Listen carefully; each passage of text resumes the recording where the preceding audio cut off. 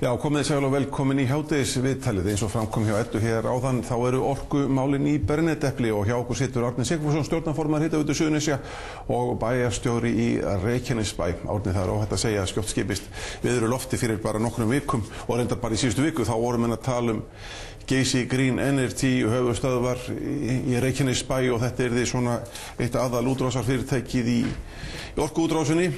Nú er bara Geysi Green Energy komin inn í nýjan orkurísa, Reykjavík Energy Invest. Því sem lögðu Hitaveitu Suðurnesja inn í dæmið, sveitarfélögin á Suðurnesjum.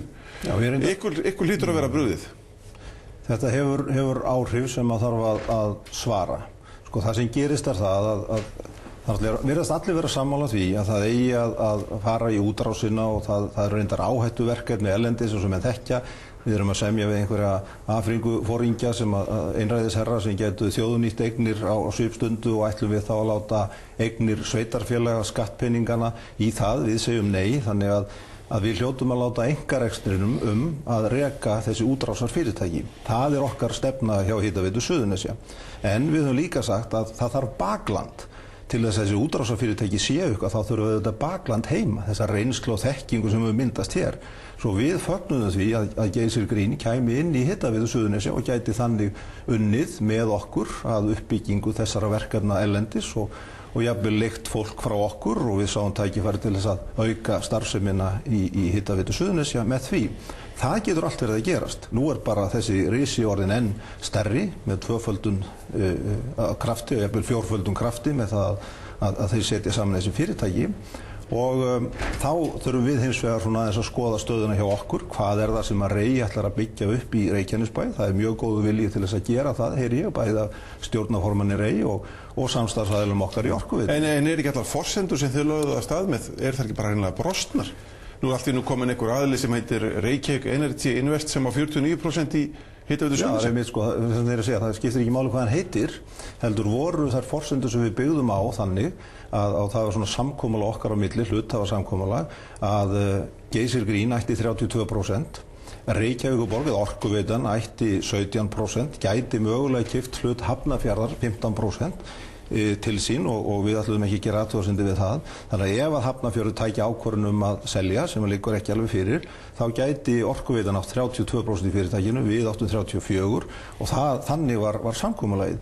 Við það að Orkuveitan ákveður að selja þennan hlut sinn í Hitaveitunni inn í Rey, þá allt í einu myndast þetta mál sem við stöndum núna frammi fyrir að Reyja orðið þá, ef að þetta gerist, 49% í Hitaveitu Suðurnesja, Orkuveitan ekkert og það er auðvitað mál sem að við eigendur Hitaveitunar, Reykjanesbær, Hafnarfjörður og þá Rey þurfum að ræða hvernig að taka á. Ertu að segja að þarna hafa menn hugsanlega brotið gegn samkomulagi sem fyrir lá?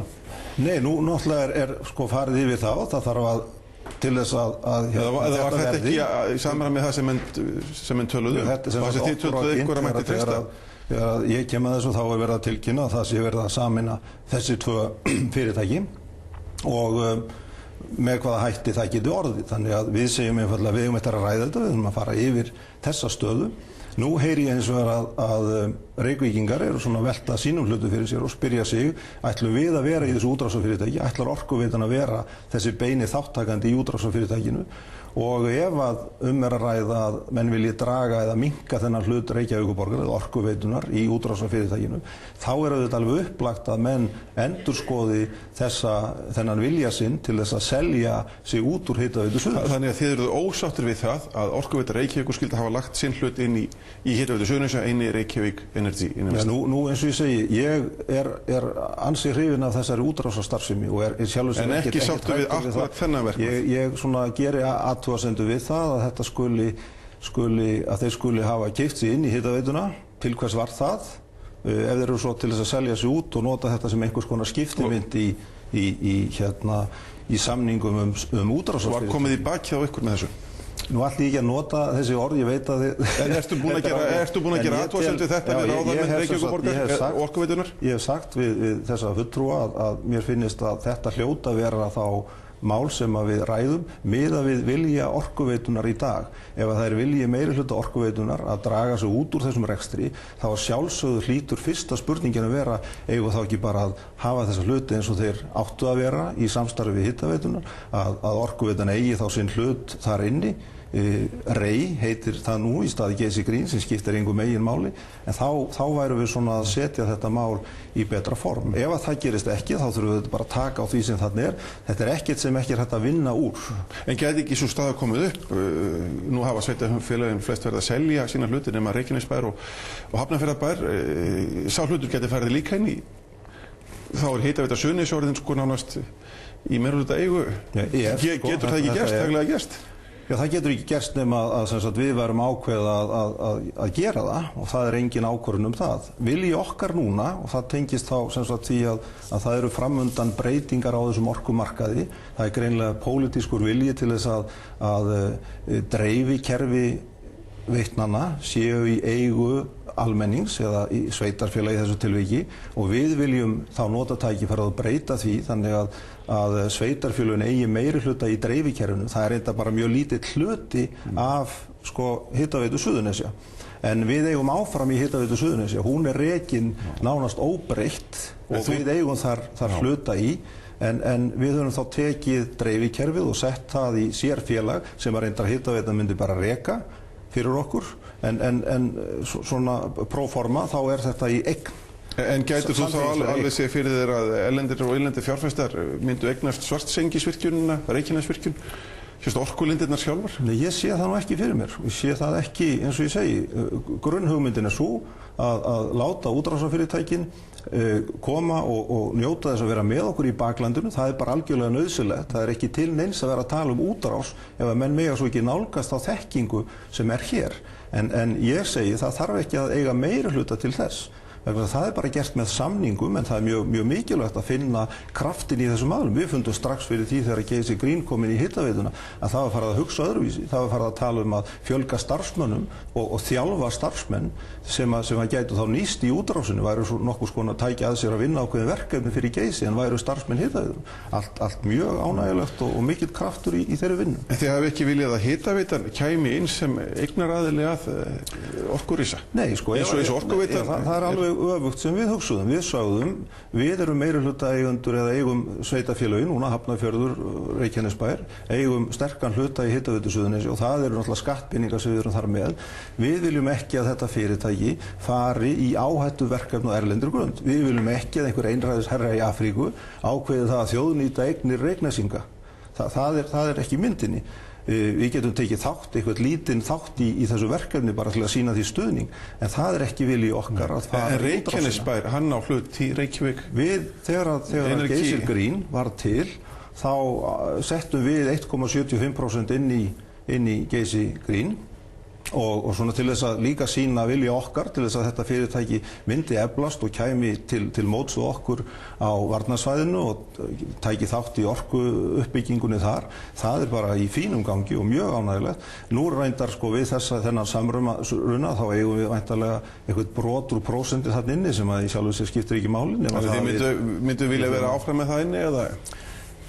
Ég held að það skipti afskaplega litlu máli. Það sem hefur gerst við þetta er að við höfum aukið tekjur eða hagnast 20 milljóna á þessari litlu aðgerð okkar og í sjálfu sér er það ekkert sem að breytir neinu hag sveitarfélagsins. Nú voru þínir flokksbræður í borgarstjórn Reykjavíkur á fundi í Ráðhúsinu núna. Hafa þeir haft samráð við þig? Hefur borgarstjórn Reykjavík haft samráð við þig? Eða ég hef skynjað þeir af einhvern veginn ekki alveg komið fram við ykkur eins og þið hefðu helst vilja óska? Ég veit ekki hvort menn mun eftir þessar atburðarás þegar Orkuveitan kom inn í Hitaveituna, þá var saknaði þess að hefði verið rætt við okkur. Ég hef rætt við borgarstjóra og ég finn ekki annað en þessi bara mjög góður vilji hans til þess að vinna í þessum málum, leysa úr þessum málum, og sama á við borgarfulltrúna. Ég held að það er þessi pólitíska spurning sem þarf að svara. Ætlar Reykjavíkurborg með sína skattpeninga að leggja af stað í útrásina? Hún er komin af stað, ætla menn að draga í land, og þá segi ég, ef að menn eru að draga í land og ákveða það sem ég hefði mælt með, það er allavega þann veg sem við erum að vinna okkar megin, og leyfa þá einkamarkaðnum að vinna í útrásinni, að þá tækifæri til þess að taka tilbaka þessa ákvörðun Hitaveitu Suðurnesja, Reykjavíkurborg selji eða Orkuveita selji sinn hlut. Nú ert þú fyrrverandi borgarstjóri og fyrrverandi borgarfulltrúi og þekkir kannski hvernig menn hugsa þarna. Hvað myndur ráðleggja varðandi hlut Orkuveitunnar og afstöðu Orkuveitunar og eignarhald hennar í Reykjavík Energy?